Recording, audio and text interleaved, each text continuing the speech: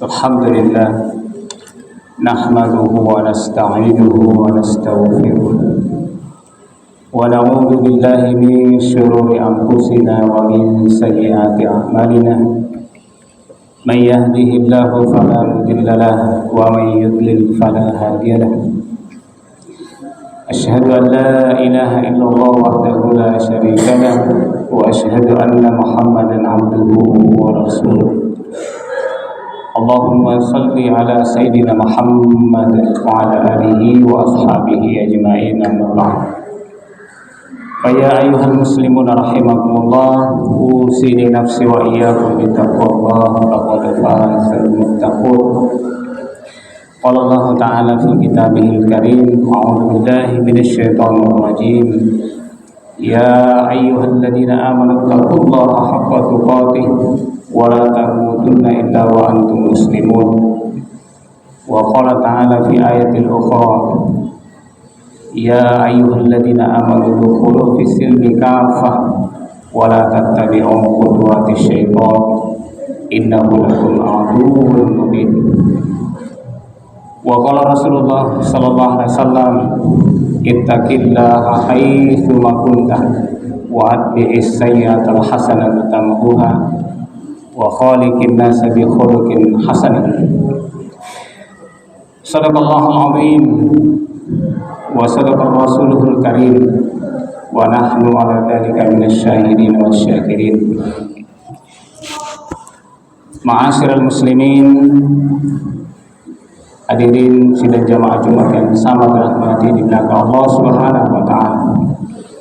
Alhamdulillah, kembali kita senantiasa memuji dan bersyukur kehadirat Allah Subhanahu wa taala atas segala nikmat dan karunia-Nya, sehingga kembali di hari yang mulia, di hari Jumat, kita meninggalkan seluruh aktivitas, seluruh kegiatan kita untuk sementara waktu guna menunaikan salah satu kewajiban kita, yakni ibadah salat Jumat insyaallah secara berjamaah. Salawat beserta salam tak lupa pula mari kita senantiasa menyampaikan atas junjungan kita yang mulia Rasulullah Muhammad sallallahu alaihi wasallam, Nabi kita sebagai suri teladan kita yang terbaik, sebagai uswatun hasanah. Laqad kana lakum fi Rasulillahi uswatun hasanah.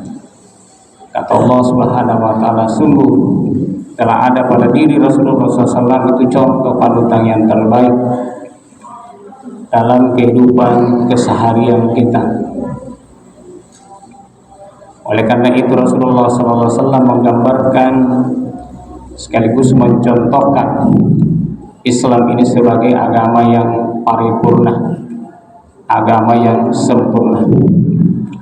Maka Nabi SAW mencontohkan mulai dari persoalan ibadah, ritual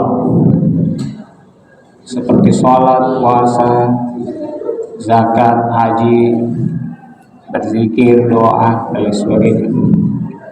Begitu pula Nabi SAW mencontohkan dalam perkara-perkara yang kaitannya dengan kehidupan berkeluarga, bagaimana membangun keluarga yang harmonis, keluarga yang sakinah mawaddah warahmah. Itu dicontohkan oleh Nabi SAW. Nabi SAW mencontohkan bagaimana hidup berhubungan dengan orang-orang di sekitar kita, bertetangga, bermasyarakat. Nabi juga mencontohkan bagaimana Nabi memimpin sebuah bangsa, sebuah negara dengan kepemimpinan yang penuh dengan keadilan, dengan menerapkan hukum-hukum yang diturunkan oleh Allah Subhanahu wa taala semata di tengah-tengah masyarakat. Maka dengan penerapan hukum-hukum inilah masyarakat Islam, masyarakat kaum muslimin menjadi masyarakat yang adil, yang makmur, yang sejahtera dan diberkahi oleh Allah Subhanahu wa taala. Hadirin jamaah yang sangat dirahmati oleh Allah Subhanahu wa taala. Oleh karena itu, kunci dari semua itu bisa terwujud kebahagiaan, keselamatan di dunia wal akhirah adalah karena kita bertakwa kepada Allah Subhanahu wa taala. Itulah setiap Jumat khatib senantiasa menyeru, mengajak kepada seluruh jamaah sekalian, mulai dari yang muda sampai yang sepuh. Allah Subhanahu wa taala senantiasa mengingatkan kita, ya ayyuhalladzina amanu taqullaha haqqa tuqatih. Wahai orang-orang yang beriman, bertakwalah kepada Allah Subhanahu wa taala dengan sebenar-benarnya takwa. Jadi takwa yang kita perjuangkan, yang kita rawat, yang kita jaga, yang kita pegang teguh dalam kehidupan kita dimanapun kita berada. Makanya Nabi Shallallahu Alaihi Wasallam menyampaikan kepada kita bahwa takwa itu harus selalu bersama dengan kita. Tentu tidak hanya ketika kita di masjid bersama dengan orang-orang yang soleh, tetapi di luar masjid, dimanapun, di tempat kerja dan seterusnya. Makanya Nabi mengatakan, ittaqillaha haitsu ma kunta. Bertakwalah kepada Allah Subhanahu wa taala di mana saja kita berada. Makanya itu para ulama menjelaskan bahwa takwa yang dimasukkan oleh Nabi SAW, haitsu ma kunta, artinya baik dalam keadaan baik kita di masjid maupun di luar masjid, baik di waktu pagi maupun di waktu sore, siang ataupun di waktu malam. Begitu pula dalam keadaan apapun, baik dalam keadaan kaya maupun dalam keadaan miskin, kita harus senantiasa bertakwa kepada Allah, baik dalam keadaan bahagia maupun dalam keadaan susah dan lain sebagainya.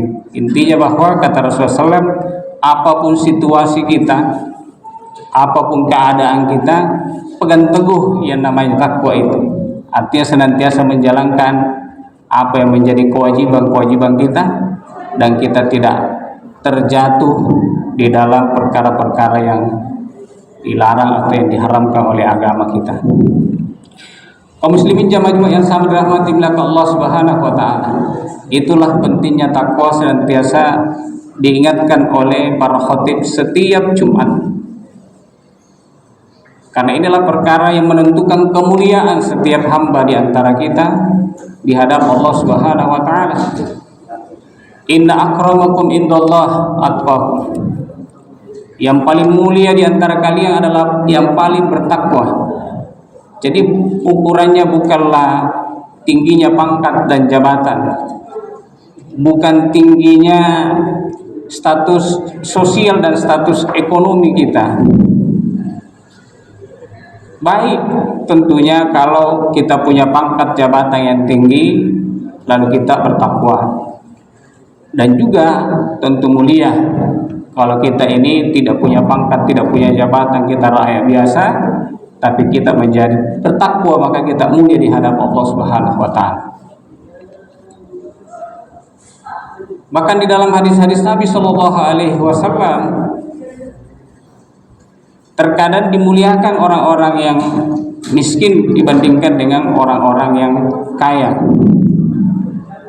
Salah satu contohnya digambarkan bahwa nanti di akhirat orang miskin itu tidak hanya ringan hisabnya dibandingkan orang kaya, tapi orang miskin itu lebih dulu dimasukkan ke dalam surga dibandingkan dengan orang-orang kaya.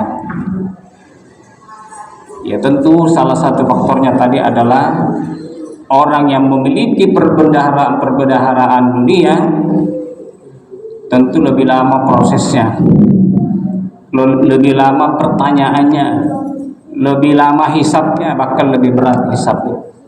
Kaum muslimin jamaah Jumat yang sangat dirahmati oleh Allah Subhanahu wa taala. Oleh karena itu kita senantiasa meningkatkan ketakwaan kita. Dan ini tidak hanya diingatkan tentunya dalam setiap hari Jumat, tetapi ini kita harus bangun sendiri dalam kehidupan keseharian kita dengan motivasi, dengan keinginan yang lahir dari dorongan dari dalam diri kita itu sendiri. Mengapa demikian? Karena dorongan yang paling kuat itu adalah dorongan yang datang dari dalam kita. Makanya Allah Subhanahu wa taala mengatakan, "Innallaha la yughayyiru ma biqaumin hatta yughayyiru ma bi anfusihim." Sungguh Allah Subhanahu wa taala tidak akan mengubah kondisi, keadaan, keberhasilan, kesuksesan suatu kaum atau seseorang di antara kalian hatta yughayyiru ma bi anfusihim, sampai dia sendiri yang mengusahakan keberhasilan itu, kesuksesan itu, kebaikan itu, keselamatan itu pada diri mereka sendiri. Jadi Allah Subhanahu wa taala mengembalikan usaha kita itu dilihat oleh Allah Subhanahu wa taala. Apa yang kita usahakan, yang kita kerjakan, yang kita ikhtiarkan, itu yang dilihat oleh Allah Subhanahu wa taala. Oleh karena itu kaum muslimin jamaah Jumat yang sangat dirahmati oleh Allah Subhanahu wa taala, salah satu faktor yang tentu bisa mengangkat derajat dan kesuksesan kita adalah tentu faktor ilmu. Baik itu ilmu yang berkaitan dengan agama, artinya ilmu keislaman, sakofa Islam, pengetahuan-pengetahuan keislaman kita yang meliputi persoalan-persoalan keimanan, akidah, ibadah, dan juga dalam persoalan-persoalan akhlak, maupun ilmu yang berkaitan dengan ilmu pengetahuan, yakni sains dan teknologi. Itu silakan dipelajari, silakan dikembangkan, karena itu berkaitan dengan perkara-perkara yang menyangkut masalah mempermudah fasilitas-fasilitas menjalani kehidupan kita ini.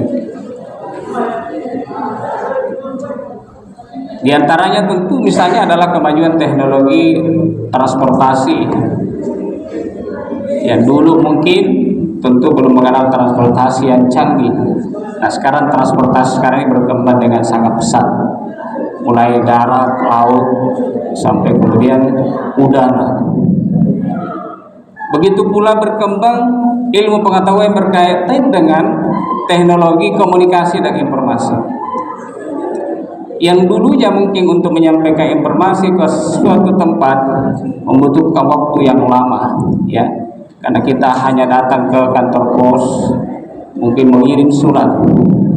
Tapi sekarang dengan teknologi seperti handphone dan lain sebagainya, maka apa yang terjadi pada hari ini bisa kita siaran langsung dan seterusnya, yang bisa disaksikan oleh orang di tempat yang lain pada saat itu juga.